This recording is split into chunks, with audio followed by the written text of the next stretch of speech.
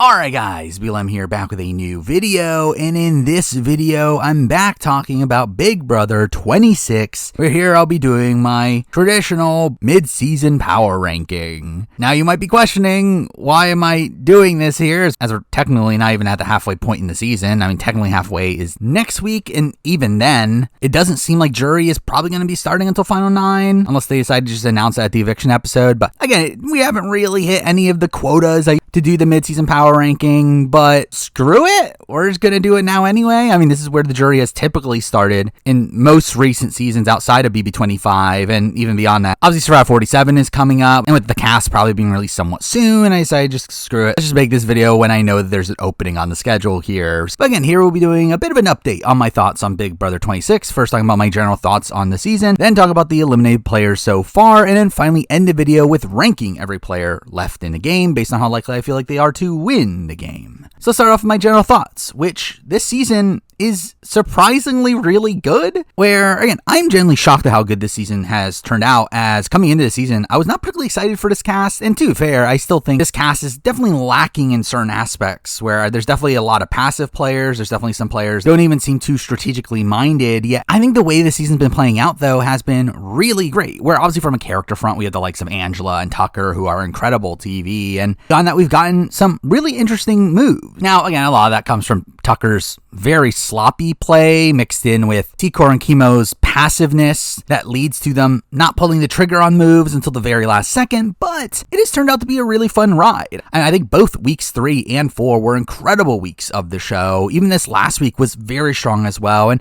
even the first 2 were again filled with incredible character moments to where, again, I think this is a genuinely great season so far. I think this is probably the best pre-Jury phase of Big Brother since BB20. I do have hopes for this season down the road, even though, again, obviously recently we've had some lackluster back halves of seasons to where, again, you never really know where this is going to go, though I do think production are making some interesting calls on this season. Now, again, there's definitely some not great calls and related to the feeds, but in terms of like how the season's being played out, again, we have the AI Arena, which is something that I'm a bit mixed on still. Again, I was very negative on it when we first got it announced, and I still do think it is a twist that very much benefits comp threats and making it less likely that you're going to put them on the block, as they're just going to win the AI Arena, and even if you do put them on the block, they have multiple chances to save themselves. So where, again, I do think it caters towards the physical threats, though at the same time, comps have been pretty equitable so far. Now, again, there's still some here or there that are a bit wonky. Yeah, I do think so far this season has really shown this shift in production away from these more physical competitions that we saw constantly on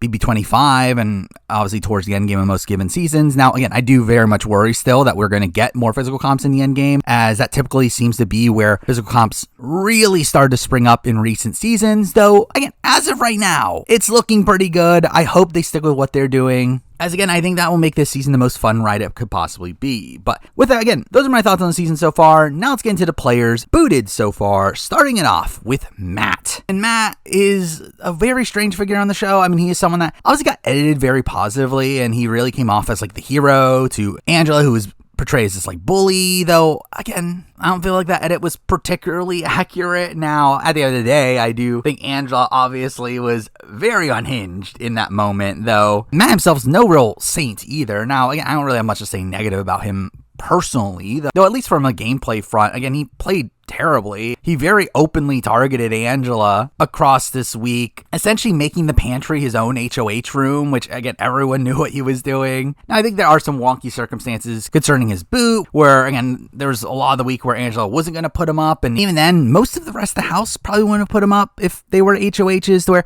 again, there's definitely some merit to his game. As a whole, again, very sloppy player there. And going from that to probably one of the worst players of Big Brother ever, we have Lisa. To where, again, I think Lisa is in the conversation for worst players of all time to me. I mean, she is potentially top 10 worst. I mean, obviously she won a comp in week 1 that made her safe through week 1, but even then, she was the target. Now, not initially. And to be fair, I do think there are some pros for Lisa in the fact that I do think the fact that she actively campaigned for herself, I think is something that, again, I at least applaud her for, even though it actually made the target on her back bigger, as she became the number 1 target for week 1 until she obviously won the veto and saved herself. No one really gave her the time of day throughout this season, though at the same time, again, some people considered working with her, so I mean, at least that's something, to where I don't think she's the worst of the worst, though, again, I think you could debate top 10. And I will say, as a character, Lisa ended up being a much bigger character than I expected. I thought Lisa would be a massive dud on this season. I thought she would be the next coming of Bowie Jane. I thought she was more fun to show than I expected, mostly through her social ineptness and her putting glitter in people's food and her feud with Angela, but still, I think at the end of the day, Lisa is still a pretty terrible player. Next up, we're moving on to Kenny, and Kenny sucks. And just a massive drag on this season. He wanted to quit the entire time. Now again, I think he leaves in the best possible way, where again, we had this really crazy week. And for him to go in the midst of that, to where again, we don't lose any of the big players of the season, I think is the best case scenario. But again, he did make some of the season a bit of a drag, just with how easy he was of a nominee, where everyone just put him up because he literally told them to, which kind of nullified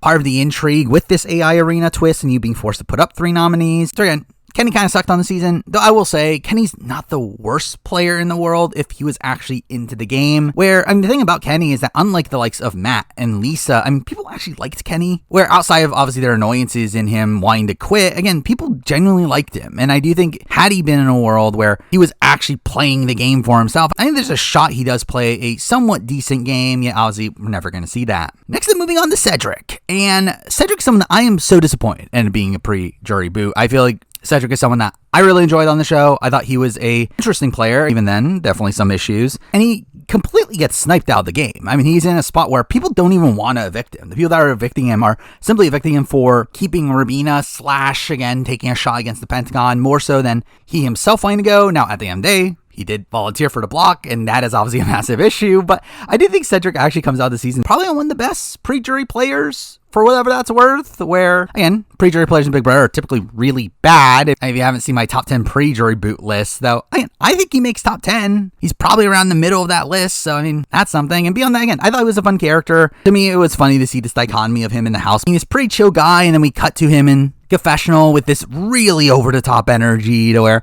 I like Cedric. I was disappointed to see him go, as I do think there was a lot of potential with him as a player. And final pre-jury, we're going to be talking about the person who literally just went home. We do have Brooklyn. And Brooklyn, along with Cedric, I think is up there with best pre-jury players. I think she is someone that actually was number 1 in my power ranking for a lot of the early portion of the season. I mean, she is someone that, well, again, I definitely have issues with her passive play early on, and to be fair, it really caught up to her by the end, where that's a lot of the reason why the Cedric move happens, is because she didn't really secure her relationships well enough. I do feel like at the end of the day, Brooklyn is still a player that would be pretty deadly on most given seasons. So again, as opposed to what I thought for her coming into the season, where I thought she would be this massive mess, and to be fair, she was kind of that through part of her final week, but for most of the season, again, she was this very stable presence, someone that almost everyone wanted to work with. She was grouped into the majority of alliances that were formed in the house, while having really strong connections, and in general, Brooklyn seemed like a player that was poised to win this game, to where I'm shocked that she got booted so early, and the fact that her game completely turned around so quickly,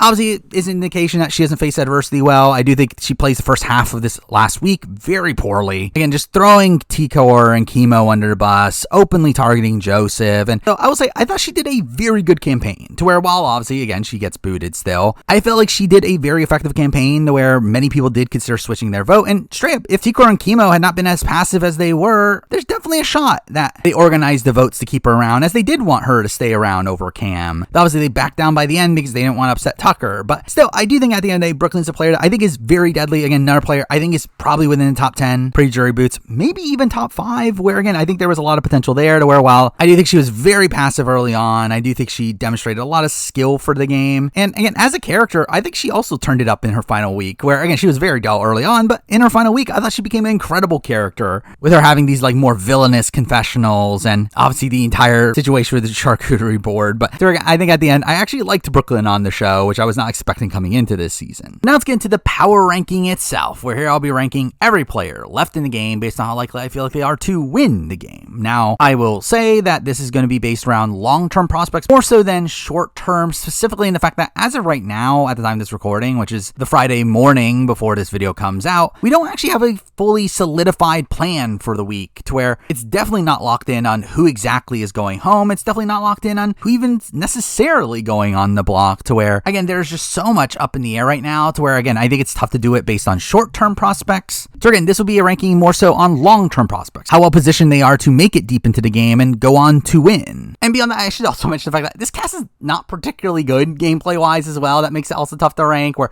everyone here is deeply flawed. It's, again, there's a lot of passive players, there's a lot of players that are making really dumb mistakes. to where, again, it just makes this a very difficult ranking here. So with that, let's get into the ranking itself. So with that, we do have 11 players to be ranking here, and at number 11, we're going to be starting it off with a player that I think does go down a spot here simply because of that criteria, where I do think this is a player that probably maybe slightly safer short term than the next player we're going to be talking about. Yeah, I also think has less long-term potential, and that player is Mackenzie. And Mackenzie's just a player here that simply just didn't really seem to be given a shot on this season, where right away from the beginning, she obviously has attached herself to Matt, and through that they become targets, and once Matt goes, no one really seemed to want to genuinely work with her, where she does have Leah, though, again, they are essentially frenemies at this point and don't even really want to be working together and constantly throw each other under the bus. She tried to work with the likes of Brooklyn and Chelsea, only for them to be willing to throw her away back in week 4, which terrible play from them, but also, again, bad play from Mackenzie, and the fact that she can't even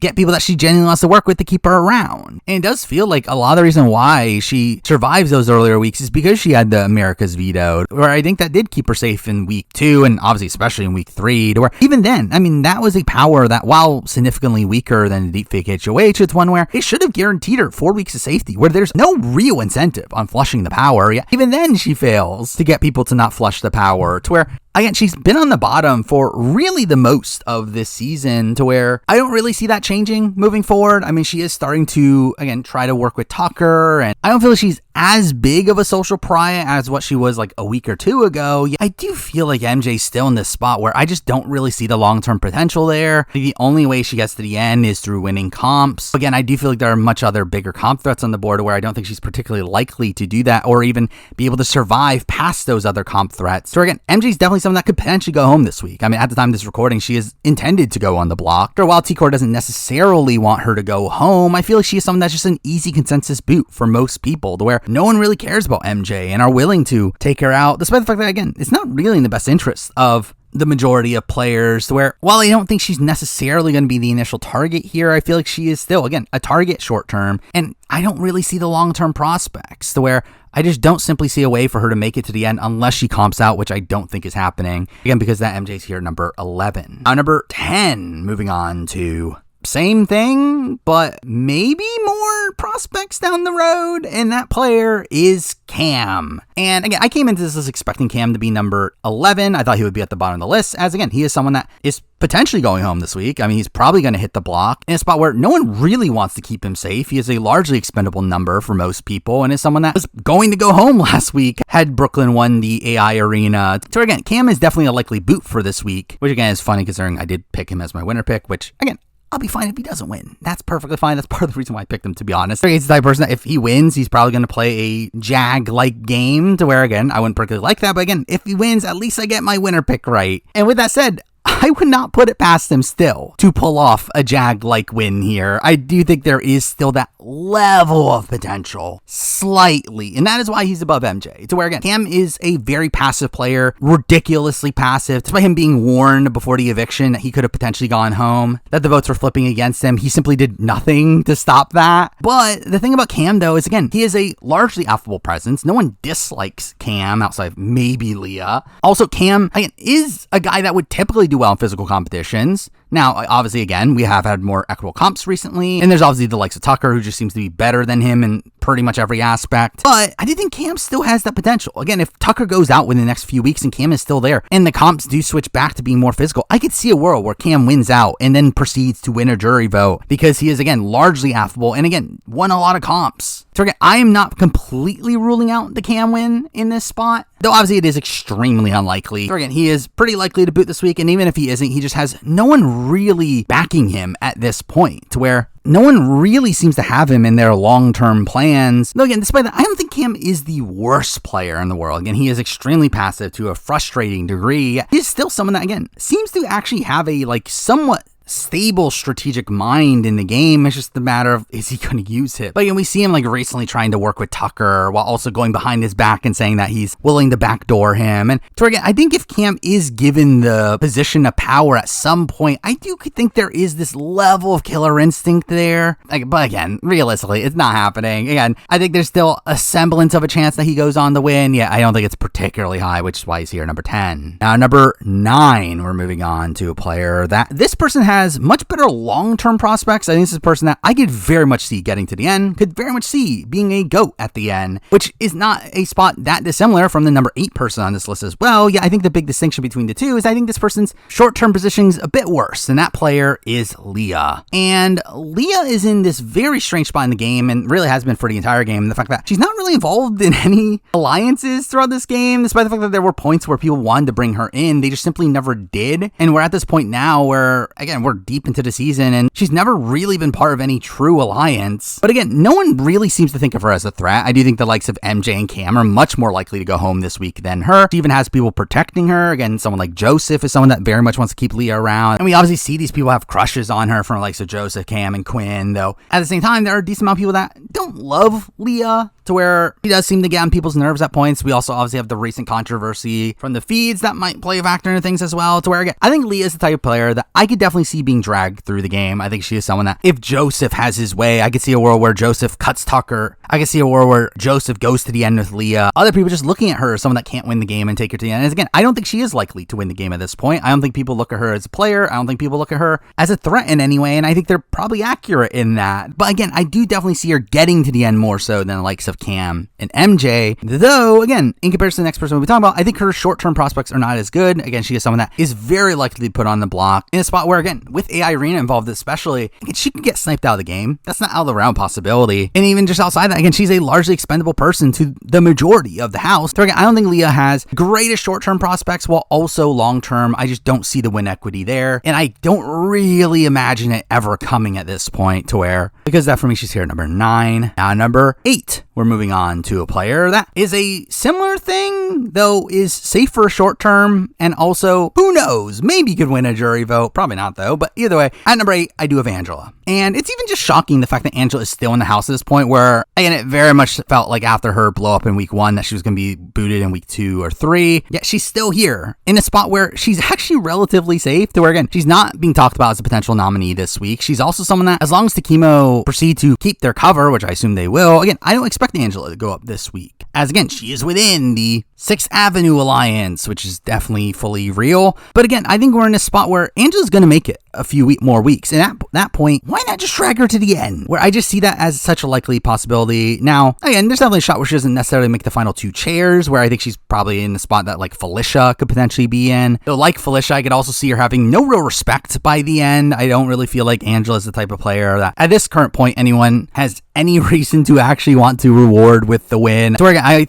still think people don't particularly like her. People don't really respect her gameplay, and she's still someone that will probably just outright lose in most given scenarios. Though, again, I think short-term wise, again, she is relatively safe. And again, she is just such a prime person to drag to the end of the game, especially for someone like Tucker in particular, if he goes on a comp run. And again, there is a world where Tucker pisses people off enough to where they don't want to reward him to win. Again, I don't think that's actually going to happen, but there's at least a world where that happened. We saw Paul do it. So again, there's at least a minor chance of her winning, and I think there is a major chance of her getting to the end at this point. So while I do think she is a not particularly good player, though at least a self-interested one, to where, again, I could definitely see her taking a shot at Tucker in the end game as well, and if she does that, maybe she gains respect as well. But again, it's still blowing my mind that she's not going to be up there as one of the worst players of all time at this point, considering how deep she's probably going to make it into the game. But she is still, again, an extremely sloppy player, the one that, again, at least has some long-term prospects, putting her here at number 8.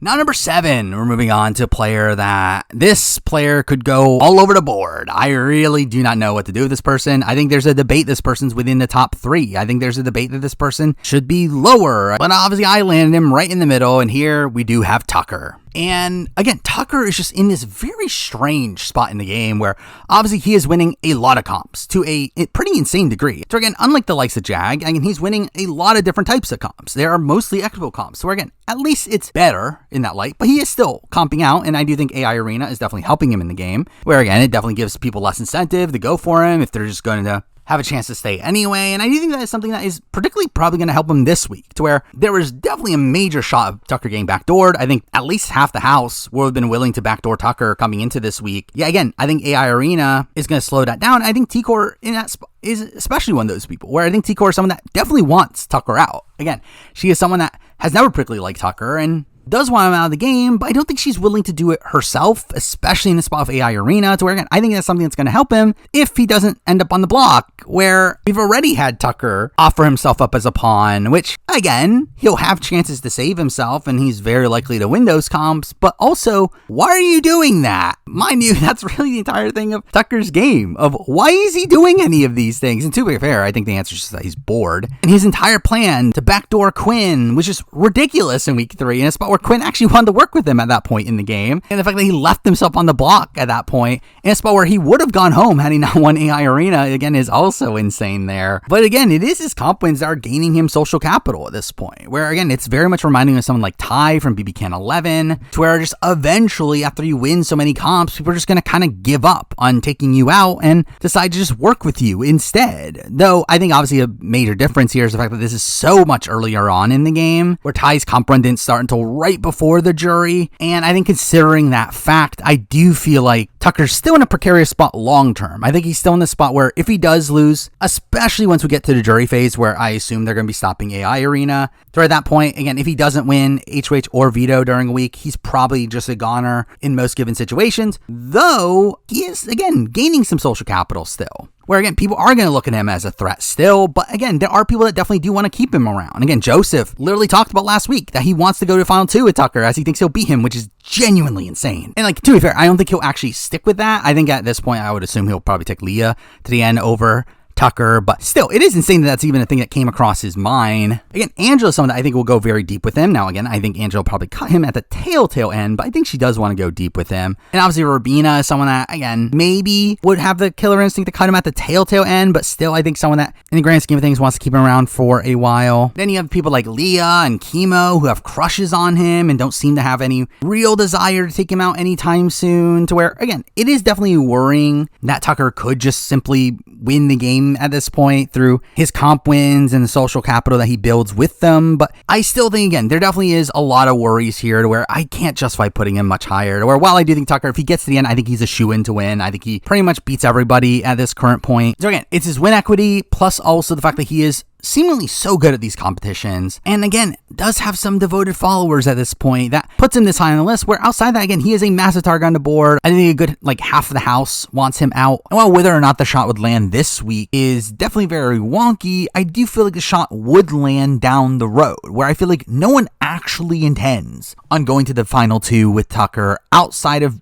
again, Joseph, but I think that will change to where, taking away the competition aspect of the game, I think Tucker is a goner in the long term, but obviously competitions do matter, and I do think we're in a spot where, again, we literally just saw Jag win most of the comps in the end game, to where Tucker definitely has a shot, simply because of competitions, where if it was not for that, he would be lower on the list, but again, the fact that he is so able to win these competitions definitely boons his spot, to where, again, I did consider putting him higher, but again, I still think Tucker, again, long-term prospects are wonky just because definitely going to be targeted along the way. Well, also short term, he is also a big target on the board, where, and while he is probably one that was likely to win if he gets there, I just think his path there is very rocky, to where I do have him here number 7. Now number 6, and 5 and 6 for me are very, very close. I feel like these are two players that are kind of in similar spots in the game at this point, with one of them probably being a little bit better insulated in the game, while the other one probably having more of a path to win in my mind. So again, I think it's very close between the two, but at number 6, I am going to go with Chelsea. Now, again, I think this one's definitely up in the air. I could definitely see where Chelsea is higher, but as of right now, while Chelsea is safe this week, and T-Core definitely wants to keep Chelsea around for some reason, which again, I don't even really know why, as again, T-Core and Chelsea aren't even that close, yet T-Core and Chemo and Rubina are so dead set in keeping Chelsea around for whatever reason, but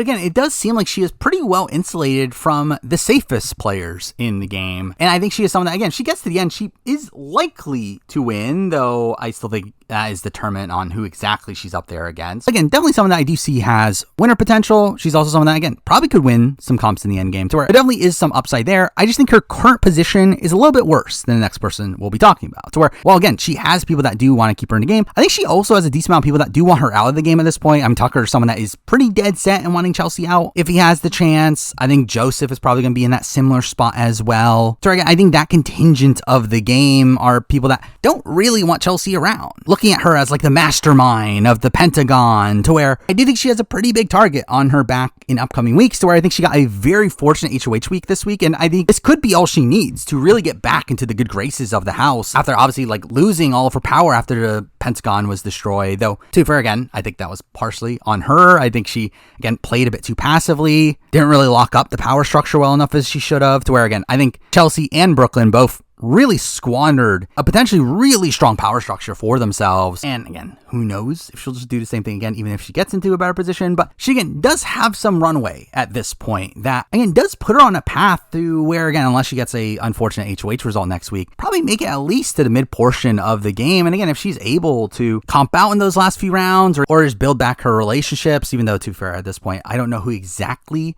those relationships would be. If we're looking at how the house is structured, I don't feel like she really has a person in the game anymore, but I still think, again, there is definitely some long-term potential. And the reason why she's not as high as the next person we'll be talking about is because I think that person's a bit safer short-term, and maybe even has some more win equity long-term, to where, again, I think Chelsea is someone that definitely could spring up on my power rankings in upcoming weeks. Though I think for this specific point in the game, she's still in the spot where she's recovering from hitting near rock bottom last week, to where, as of right now, I still have her here number 6. Now number 5, and how is this person number 5? I think that's completely mind-blowing, to where, well, this person was probably the safest person in the game during the first couple weeks of the game. Their game completely blew up, yet they're still here and not being targeted by a good chunk of the house somehow, and that player is Quinn. And again, I'm shocked that Quinn is number 5 on this list. I really felt like Quinn was someone that, coming into my power ranking for this week, I was assuming he would be somewhere the 7, 8, 9 spot. Yeah, I feel like Quinn's actually in a somewhat decent short-term spot at this point, to where, again, I don't think anyone's really targeting him. Now, he is definitely someone that could potentially go up on the block. And again, if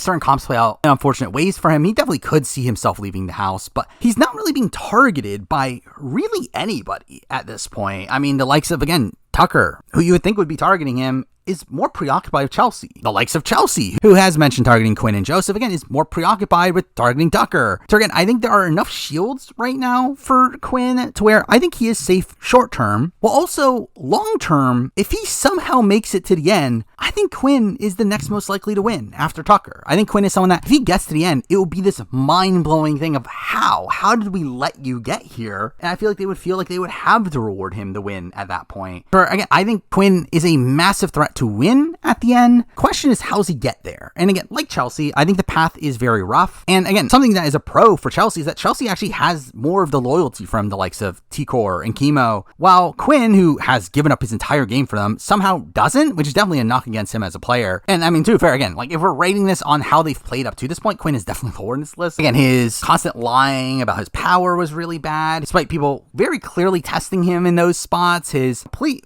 bomb of an HOH week, which is probably one of the worst HOHs in the history of the show. Him being told specifically by Tucker to not tell people that he's the pawn, or he'll end up targeting him instead, and he ends up still doing so, is again so dumb. There again, Quinn has not played well at all, and I don't really have much faith in his overall strategic ability, but again, if he's able to make it to like final 7, final 8, and if Tucker's out of the game by that point, Quinn could go on a comp run. Again, I think if Quinn gets to the end, I think he is a shoo-in to win. Again, the issue is just how does he get there outside of comps, and I don't really feel like there is a real path. I think he is someone that, again, is probably poised to get around 7 or 8 and then probably become a big target at that point. Where I think his position in the game right now is kind of similar to that of like a Zach Rance, to where, again, he's looked at as this like wild card that's still being looped into what the majority is doing, but not an actual like full-fledged member of that group, to where he's just the easily most expendable person once they have to take a shot at each other, to where, again, T-Core and Chemo don't seem to want to take Quinn to the end, even over Chelsea, which is insane. For a while, Quinn has, again, done pretty good work in like rebuilding his relationship with Rubina. He's trying to rebuild his relationship with Chelsea. He still has a connection with Joseph. Again, there is like minor potential there. Yeah, I do think his path to the end, again, is very rocky, but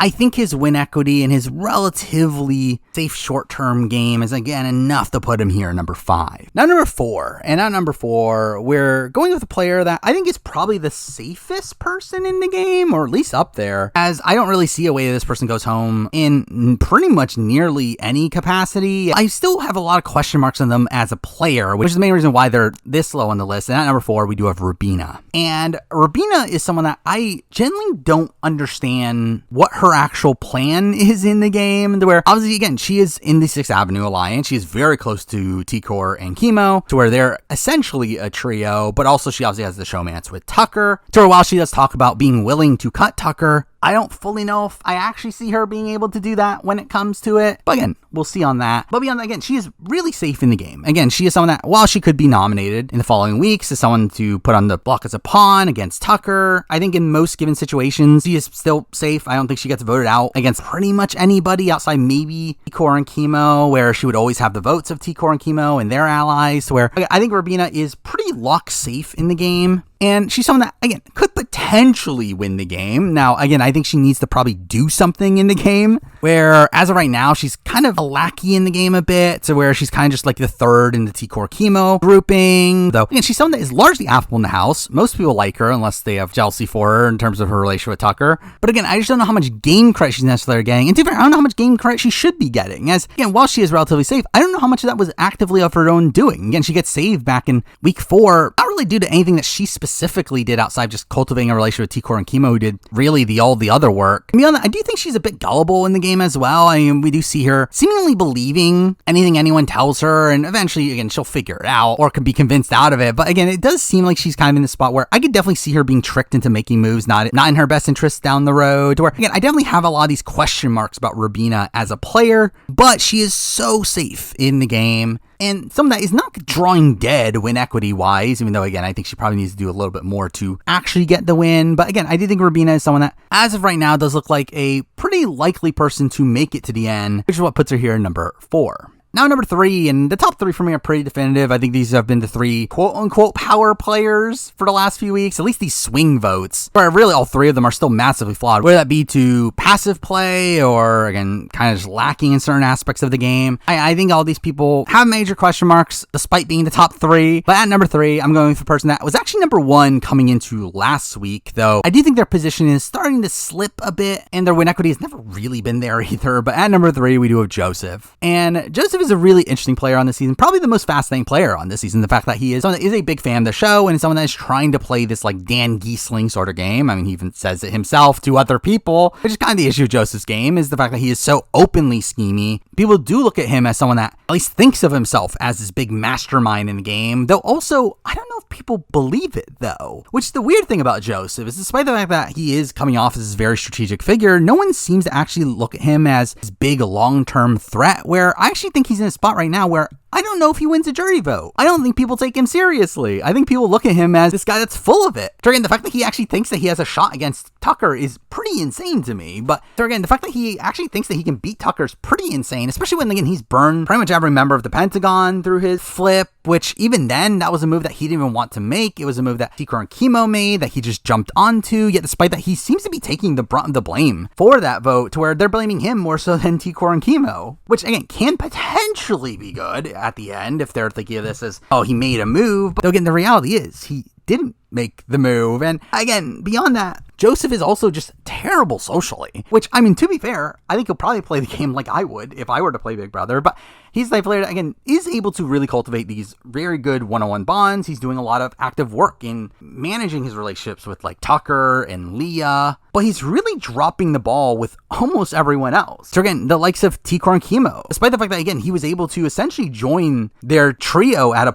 this point, have no real incentive of taking him deep into the game. T-Core even considered putting him up as a pawn during this week, despite the fact that they actually have a lot of connective tissue that would make that pretty dumb to do. He's also made it way too obvious of his relationship with Tucker, to where I do think he is someone that could definitely be a backup target if Tucker wins the veto, where there's a lot of talk about how they're working together. Well, also, he's just openly telling people about his crush on Leah, which is kind of connecting them as well. And again, I think there's a lot of sloppy play there from Joseph, to where while I do think position-wise, he was probably the best position coming out of last week, where after T-Core and Chemo flipped, initially it did seem like they were very much upset with T-Core in particular. Yet, again, that has all really transitioned onto Joseph, to where that, along with his perception as a schemy player, has, again, really soured his positioning, but he's still not in a terrible position. To where, again, I would be surprised surprised if he goes home in the next few weeks, as I feel like Tucker's still a target ahead of him. And again, if that side of the house does gain too much power, I do feel like Joseph is in a pretty good spot at that point. Go to the very end. The question is, can he win? Which again, to be fair, I think at this point, I could actually see him taking Leah to the end, to which I do think he would probably beat Leah. But if he goes to the end of Tucker, which again, he might not even have a choice in that matter. He might leave Tucker in the game too long and go to the end of him. Again, I think he would handily lose. I think he would handily lose against a lot of people left in the house at this point. Again, against Quinn, against Chelsea, against T-Core, against Chemo, against even Rabina. I do feel like a lot of people would actually beat him at the end of this point, which I think is definitely the big worry spot for Joseph. But at the end of the day, he is also still one of the more active players in the game. He is probably actually one of the more strategically sound players in the game. To where, while, again, I think socially you could definitely have a lot to criticize him for, I think he's probably the person that played the most optimally for a lot of the last couple weeks. To where,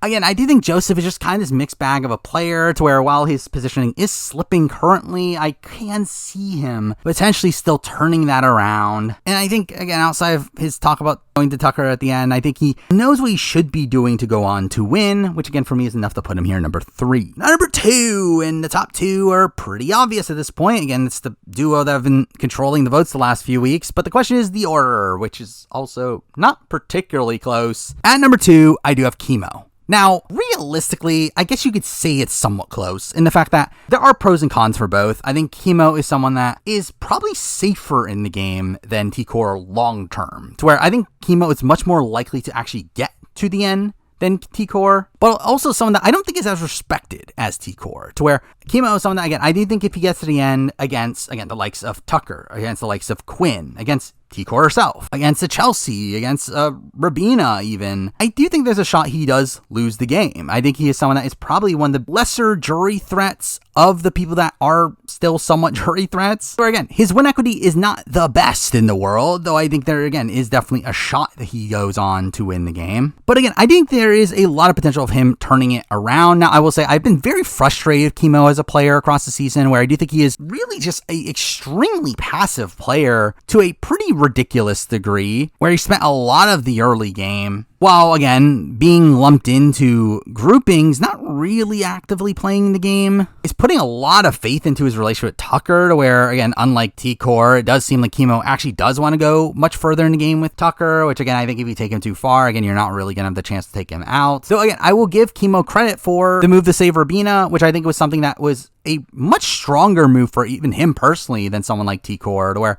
I think the fact that he was like the main pusher for that move is definitely a positive. Where he was probably one of the worst people position-wise within the collective, to where I don't think he really had much long-term prospects with that group. So again, I think his flip 100% made sense for his game. And I do actually think long-term, I would probably have more faith in Chemo to make the moves necessary to go on to win the game. I feel like he obviously is a bigger fan of the show. I think he is someone that seems to recognize strategically what he should be doing. So again, I think Chemo can definitely turn this around moving forward, while also being, again, relatively safe. I think it's very tough to see a world where Chemo actually goes home, where I think he would probably have to be on the block against T-Core, and even that could potentially flip, to where I do think Chemo is really safe in the game, while again being involved in the majority of groupings. Again, he has the 6th Avenue, he's also in the Tank's core of that, he obviously has his final 2 with T-Core, he has the Visionaries, he has like trios with like Rabina and Joseph, and again, I think he is so well insulated in the game currently, which makes it that much more frustrating that I do think there are points where he kind of lets his foot off the gas and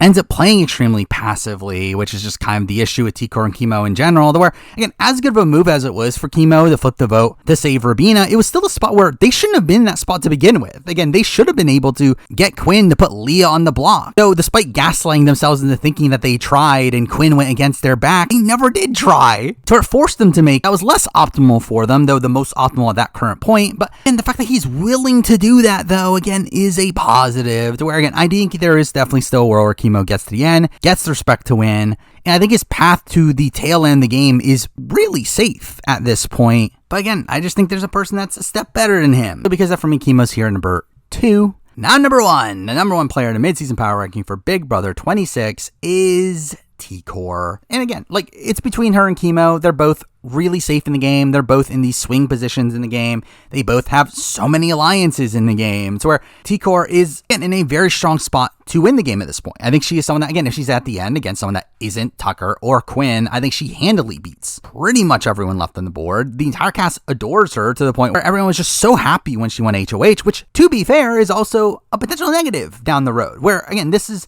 definitely the one hesitancy in the comparison between her and Chemo, and the fact that I think Chemo's pretty lock safe for the end. I think T-Core could have that perception flip around on her. I think the fact that everyone is loving her so much, so openly so, I think can turn this into a world where people look at her as a massive threat and recognize that she must be good with everybody. To where, again, I think that could definitely flip by the time of like the final 7, final 8. To where, again, I definitely worry for that with T-Core. But as the game currently stands, I think she is by far the best position in the game. Again, despite the fact that she initially took the brunt of the blame for the flip against Cedric, she actually comes out of that pretty scot-free, where by the end of the week, again, the Pentagon side of things really put a lot more of the blame onto Joseph, despite him having nothing to really do with it. Well, even between her and Chemo, there was a lot more talk about putting Chemo on the block instead of T-Core. And mind you, part of that is because of Tucker himself pretending like he was willing to put Chemo on the block when he never was. That made them think it was more likely that Chemo would go on the block. They were put a lot more of their hatred towards Chemo over T-Core. But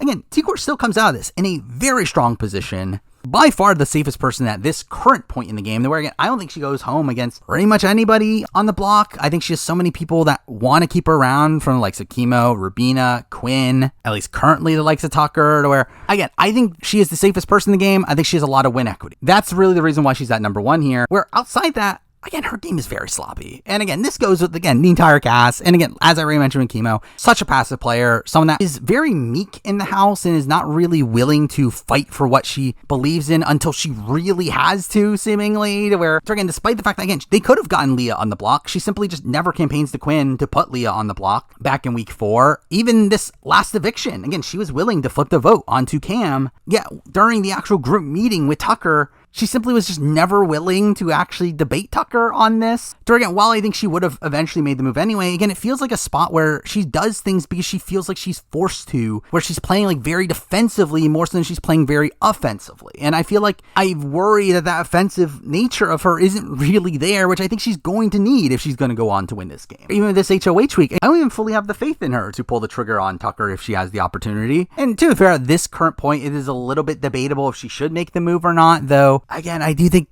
Tucker's becoming a bit too powerful in the game to where I think I would take the shot at this current point, especially considering she has just so many other options outside of her grouping with Tucker, with the 6th Avenue Alliance actually not even being that good of a spot for her. And again, that goes back also to talking about the Collective and her flipping against Collective. Again, while I do think it was a good move to keep Rubina around, her flipping against Collective was actually not that great of a move for T-Core in particular. Again, she was someone that's actually pretty well insulated within the Collective, where again, while Chemo I think was a little bit lower on the pecking order, I feel like T-Core was someone that, again, had Quinn, had Chemo, was building a relationship with Joseph, while also having good relationships with the likes of Brooklyn, Chelsea, Cedric, to where, again, she's pretty well insulated in that group. To where, while again, the Pentagon exists, she knows that Quinn is against the Pentagon. So again, I think she made the right call by the end of it, as again, it was keeping Rubina in the game, who is a much more loyal number for her, but it's still the ramification of her poor play beforehand. So again, it's those sort of frustrations with T-Core that make it a bit tough to really have much faith in her in the grand scheme of things. But I think as we currently stand, she is the best position in the house. She should be able to make it pretty deep into the game unscathed, while also seems to have a lot of win equity. So really, I don't have faith in any of this cast, but if it were to have faith in one person to win the game at this current point, it would be T-Core. So she's here at number 1. But there we go. I mean, that is my mid-season power ranking for Big Brother 26. Now again, we're not even at the halfway point yet, so we're still a bit off from the season's end and when I'll do my review. But again, when the season does end, I will have my review and player ranking immediately following that. Obviously, we have Survivor 47 coming up, where again, I'm assuming we're going to get cast, if not this week, then next week, to where, again, expect the cast assessment of that. Beyond that, obviously, I have a lot of other videos coming up. I'm currently in the process of editing a lot of videos. So again, those will be available first on my $5 membership tier, to where if you want to watch those videos as they finish, you can watch them through that. And beyond that, if you want to keep up with my thoughts on Big Brother 26 as it's currently airing, you can follow me at Twitch at twitch.tv/MarineView, where every Sundays and Wednesdays I stream and talk about my current thoughts on everything going on in reality TV. So if you want to keep up with what I'm thinking, you can catch me there. But for now, that is all I got to say about Big Brother 26. Thank you for watching.